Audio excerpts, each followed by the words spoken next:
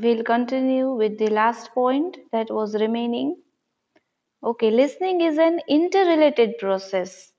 કેવી છે listening interrelated? That means it is related to more than one activity. More than one activity. It says, see, process of listening is directly interrelated to the process of speaking. સાંભળવાની ક્રિયા છે listening છે એ કેના સાથે જોડાયેલી છે? To it is interlinked also. Related છે એને interlinked પણ આપણે કહી શકીએ to the process of speaking. બોલવાની ક્રિયા સાથે સાંભળવું છે એ જોડાયેલું છે. The two-way communication is critical as it can impact efficiency and effectiveness. હવે ટુ કમ્યુનિકેશન છે it is critical, that means it is judgemental. બરાબર, એ એક બાયસ શું કહેવાય, એક શું કહી શકીએ આપણે એને, ક્રિટિકલ એટલે ઇટ્સ નોટ જસ્ટ સિમ્પલ. બરાબર, એ શું ઇમ્પેક્ટ કરે છે? એફિશિયન્સી એટલે કોઈની એબિલિટી અને ઇફેક્ટિવનેસ એટલે અસરકારકતાને, આ બે વસ્તુને જજ કરે છે. બરોબર, જે ટુ વે કમ્યુનિકેશન છે. When all the members of team are able to listen as well as speak effectively, they are much more likely to perform well. શું કહેવા માંગે છે કે જો બધા મેમ્બર્સની એબિલિટી સાંભળવાની અને બોલવાની સારી હોય, ઇફેક્ટિવ હોય, તો લિસનિંગની પ્રોસેસ કેવી બનશે? સારી બનશે. બરોબર, એટલે લિસનિંગની પ્રોસેસ છે એ કેના સાથે જોડાયેલી છે? It is interrelated to process of speaking. કોની સાથે? સ્પીકિંગની સાથે. સમજાઈ ગયું? ઇન્ટરરિલેટેડ લિસનિંગ છે it is an interrelated process. Why? because it judge the efficiency of speaking. બરોબર, સ્પીકિંગની એક્ટિવિટી છે એને જજ કરે છે. દેટ મીન્સ જો લિસનિંગ અને સ્પીકિંગ બંને વસ્તુ સારી હશે કોઈ એક ગ્રુપમાં, બરોબર, તો આપણું લિસનિંગ પણ સારું બનશે. ક્લિયર? ઓકે, ચલો we are going to move towards the new topic. બરોબર, નવા ટોપિકની ચર્ચા કરીએ.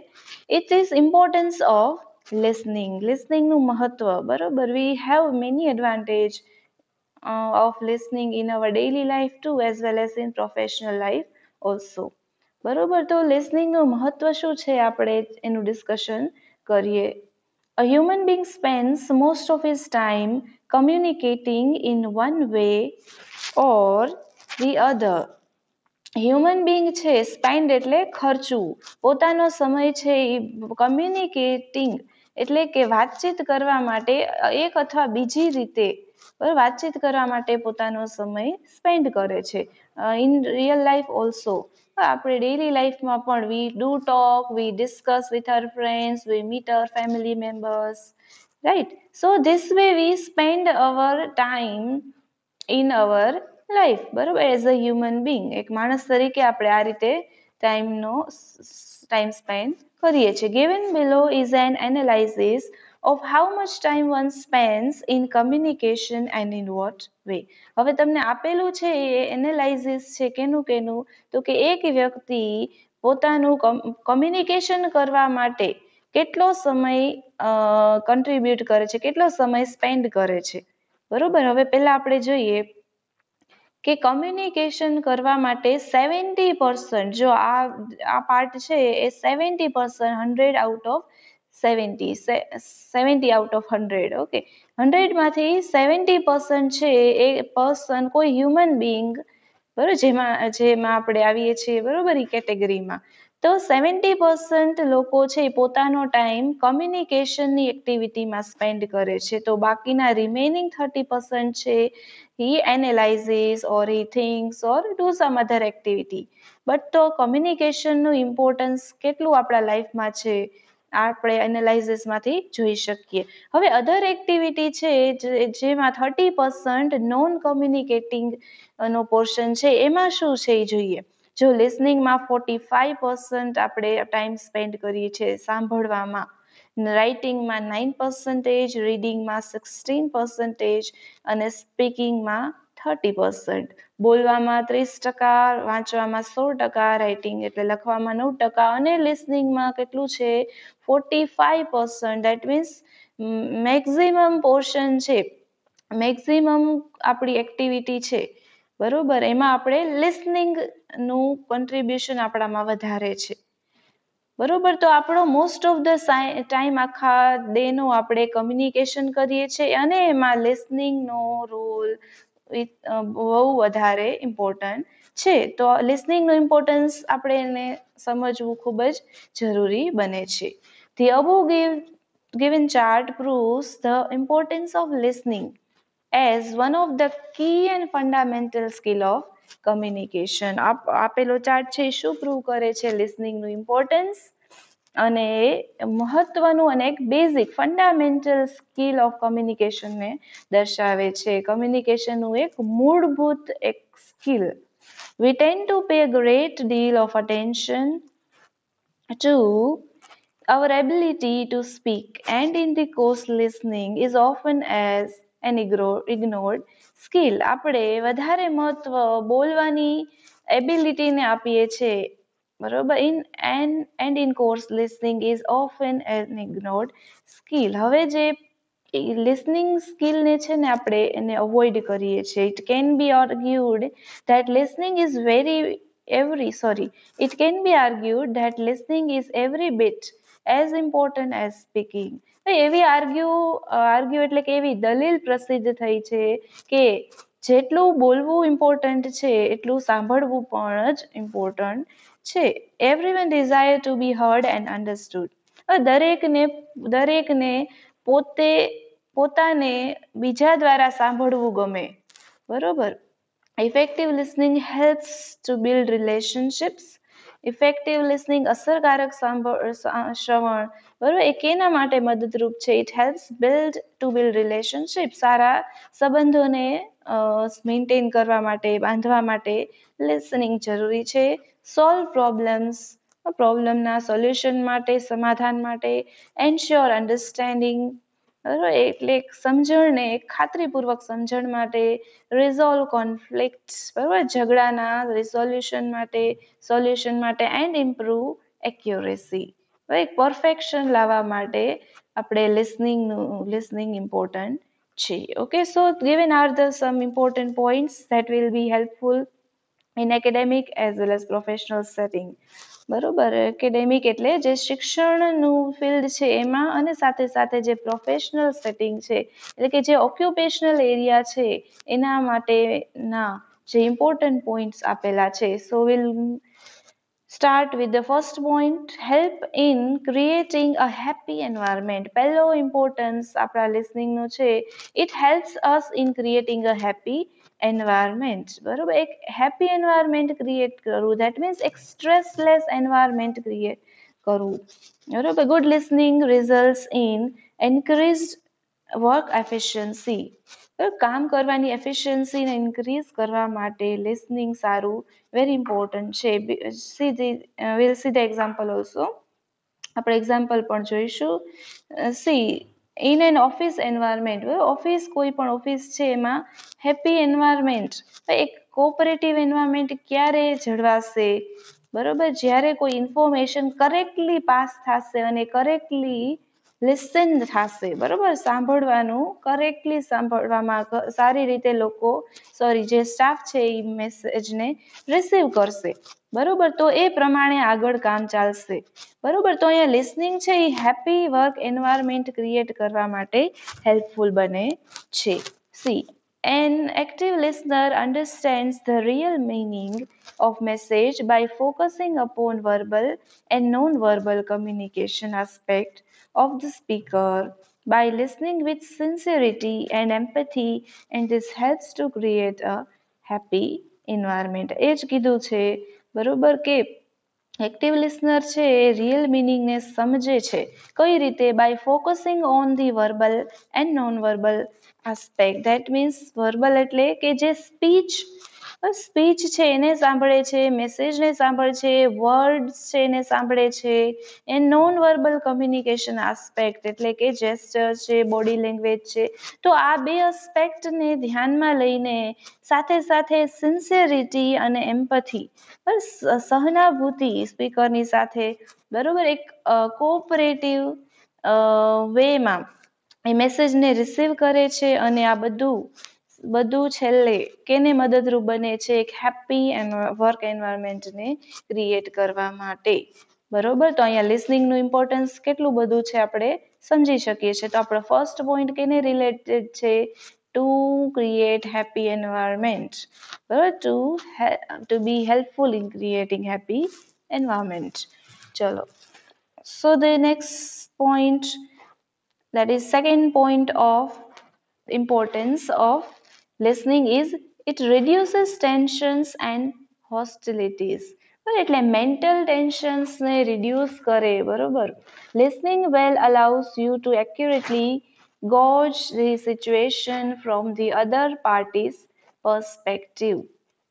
લિસનિંગ છે એ તમને શેના માટે અલાઉ કરે છે, પરમિશન આપે છે ટુ અક્યુરેટલી ગોજ ધ સિચ્યુએશન, કોઈ પણ ત્યાંની સિચ્યુએશન છે એને ઇવેલ્યુએટ કરવા માટે, એને માપવા માટે, બરાબર. એક એવું સ્કેલ છે કે એવું મેઝરમેન્ટ છે, એવું માપ છે લિસનિંગ, કે જેનાથી તમે બીજી પાર્ટીના પર્સપેક્ટિવને સામેવાળી પાર્ટી એટલે આપણી સમક્ષ જે સિચ્યુએશન હોય એમાં શું ચાલી રહ્યું છે એ તમે જાણી શકો, બરોબર ને. Again, listening well allows you to accurately gauge the સિચ્યુએશનને માપવું from the other party's perspective, બરોબર. સામેવાળાના વિચારથી તમે you can evaluate the situation, બરોબર. Discover the other party's true concern or need, બરોબર. બીજી પાર્ટીના ટ્રુ કોન્સર્ન, એની સાચી જરૂરિયાત છે, સાચા કોન્સેપ્ટ છે ને તમે જાણી શકો with the help of listening. Positive listening paves the way for a healthy exchange of views and opinions. Positive listening શું કરે છે? પેવ્સ ધ વે, ધેટ મીન્સ એક રસ્તો ઓપન કરે છે, એક રસ્તો આપે છે for a healthy exchange of views. એના માટે પોતાના આઈડિયાઝ, વ્યૂઝ છે શેર, પોતાના વિચારોને એક્સચેન્જ કરવા માટે. Thus reducing the possibility of conflicts and tensions. અને આ રીતે કોન્ફ્લિક્ટ એટલે ઝઘડા છે અથવા ટેન્શન્સ છે, એના બધાની શક્યતાઓને રિડ્યુસ કરે છે. Thus mistakes and misunderstandings are sorted out mutually. તો અંદરો અંદર જ મિસઅન્ડરસ્ટેન્ડિંગ છે એને આપણે, ભૂલોને છે આપણે શું કરી શકીએ? સોર્ટ આઉટ એટલે કાઢી શકીએ. ઓકે, તો આપણો સેકન્ડ ઇમ્પોર્ટન્ટ પોઈન્ટ શું આપણે જણાવે છે કે લિસનિંગ છે એ ટેન્શન અને હોસ્ટિલિટીઝ, બરોબર, ઝઘડાઓ છે, ટેન્શન્સ છે એને રિડ્યુસ કરે છે. ચલો, third point of importance of listening is it saves time. C, listening saves time. કઈ રીતે લિસનિંગ આપણું ટાઈમ સેવ કરે છે? Because good listeners are always time conscious, બરોબર. આપણે જોયું હતું કમ્પેરિઝનમાં, બરોબર, કે શું કરે છે ગુડ લિસનર્સ? ટાઈમને માન આપે છે. That means they follow a good time table. કઈ રીતે? ધે પ્રિપેર અ નોટ્સ, આપણે જોયું હતું, they prepare a notes and they classify them. They also write the main ideas and concept and important points and classify them in logical way. આપણે જોયું હતું ને કમ્પેરિઝનમાં કે સારા લિસનર છે એ શું કરે છે? ટાઈમ કોન્શિયસ હોય છે. કઈ રીતે આપણે ખ્યાલ આવે કે જે ટાઈમ સ્પીચનો ડ્યુરેશન છે, when they are listening actively, they also prepare the questions, main points, etc. બરોબર. મેઇન પોઈન્ટ્સ છે, સબ પોઈન્ટ્સ છે, આ બધાને ગુડ લિસનર શું કરે છે? They prepare a notes and concern about the organization. હવે અહીંયા ઓર્ગેનાઇઝેશનની વાત થાય છે, એટલે કે જ્યાં તે કામ કરે છે, તો એક પ્રોફેશનલ વેમાં, એક ઓક્યુપેશનલ ફિલ્ડમાં કઈ રીતે ટાઈમ સેવ થાય છે? તો તો કે સારા શ્રોતા છે they follow a good timetable and also they are constant. That means they worry about the organization, they care for their organization. એના વર્ક માટે, વર્ક પ્લેસ માટે, ઓર્ગેનાઇઝેશન એટલે ઇન્સ્ટિટ્યૂટ, સંસ્થા જ્યાં તેઓ કામ કરે છે એના માટે કોન્સર્ન હોય, એટલે એના માટે કાળજી રાખતા હોય. they actively seek application of information to policies and procedures. હવે જે પણ પોલિસી છે, નવી નીતિઓ છે, અથવા જે પણ ત્યાંની પ્રોસિજર્સ છે, અલગ અલગ ફોર્મેલિટીઝ છે, એને એને એના કાર્ય માટે, બરોબર, જે લિસનિંગમાંથી ઇન્ફોર્મેશન મળી છે એના માટે શું કરશે? they will actively seek application of information which is received by listening. જે સાંભળીને એને ઇન્ફોર્મેશન તેઓએ મેળવેલી છે પોલિસી અને પ્રોસિજર માટે શું યુઝ કરશે. ક્લિયર? તો આ રીતે શું કરે છે ઓર્ગેનાઇઝેશનમાં એક ગુડ લિસનર છે, અથવા આપણે એમ કહી શકીએ કે લિસનિંગ છે it saves the time of organization. Okay, ચલો moving towards the next point. So the fourth point is improves management employee relations. Okay, management employee રિલેશનના એના સંબંધોને સુધારવા માટે listening is very important. When employees enjoy the freedom to express their complaints and when they know they are being listened to, a feeling of positive attitude develops. And this fosters improved and healthy management employee relations. જો જ્યારે employees છે એને બોલવાની સત્તા આપવામાં આવે છે, that means એને એવી મીટિંગ્સમાં, બરોબર, if they are given an opportunity to express their views or thoughts or their complaints. જ્યારે એમ્પ્લોઈઝ એટલે જે કર્મચારી છે એને પોતાના વ્યૂ, પોતાના વિચારોને એક્સપ્રેસ કરવાની તક મળે છે, અને જ્યારે તેઓ જાણે કે તેઓને સાંભળવામાં આવે છે, બરોબર, ત્યારે એક પોઝિટિવ એટીટ્યુડ, એક એવી હકારાત્મક એટીટ્યુડની ફિલિંગ તેઓમાં ડેવલપ થાય છે, અને આ એક મોટિવેશન એક મળવાથી, બરોબર, એક મેનેજમેન્ટ અને એમ્પ્લોયીના રિલેશન્સ કેવા બને છે? હેલ્ધી, સ્વાસ્થ્ય બને છે, બરોબર. તો મેનેજમેન્ટ અને એમ્પ્લોયી રિલેશનશિપને ઇમ્પ્રૂવ કરવા માટે પણ લિસનિંગ કેવું છે? It's highly important. ક્લિયર? ચલો. So the next point is leads to early problem solving. બરોબર, leads to early problem solving. Good and active listening helps in creating a happy and healthy work environment. હવે સારું અને active listening છે it helps in creating a happy and healthy work. We studied in the first point, પહેલા પોઈન્ટમાં આપણે જોયું. And does a good amount of valuable time of organization is saved.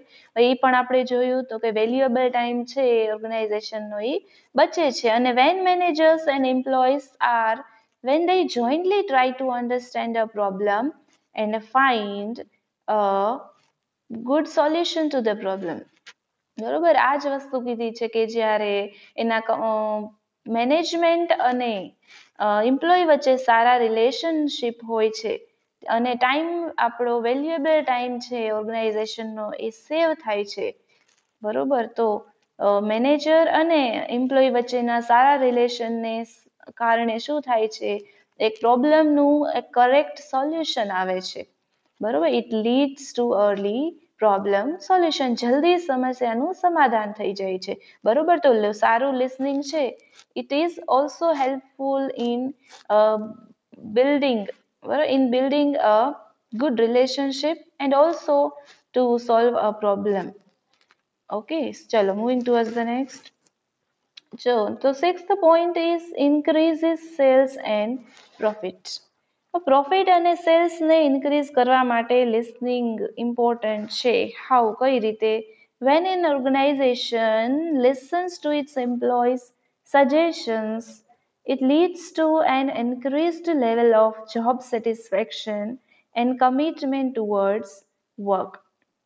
જ્યારે organization પોતાના એમ્પ્લોયના સજેશનને એને સાંભળે છે, બરોબર, it leads to an increase level. તો એનાથી એમ્પ્લોઈઝ છે બરોબર, એનું જોબ સેટિસ્ફેક્શન વધે છે, એટલે એનો કાર્ય સંતોષ વધે છે. કઈ રીતે?